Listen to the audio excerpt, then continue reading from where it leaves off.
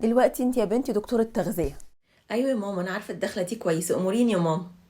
عايزة اخس اللي اقدر عليه قبل العيد، قوليلي كده من الاخر اعمل ايه؟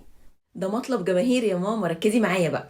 هقلل جدا استهلاك كل منتجات الدقيق الابيض بما فيها الجلاش، السمبوسك، المكرونه، العيش الابيض، الكنافه، القطايف. وكل ده عشان اقلل من احتباس المية اللي بيحصل بسبب تخزين النشويات البسيطة في جسمنا.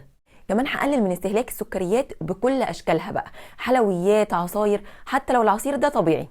وهركز بقى وهعتمد على النشويات المركبة الصحية زي الفريك، البليلة، البرغل، الكينوا، العيش الأسمر، عشان هيفرق معايا كتير قوي في شهيتي ووزني.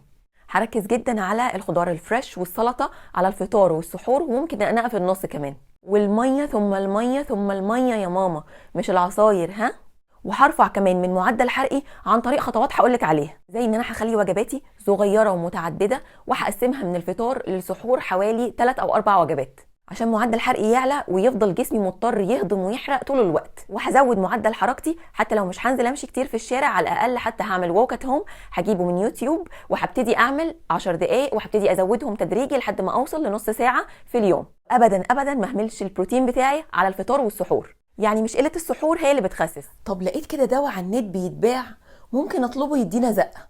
ادويه على النت لا يا ماما من فضلك رجاء، ممكن تاذي صحتك فوق ما تتخيلي.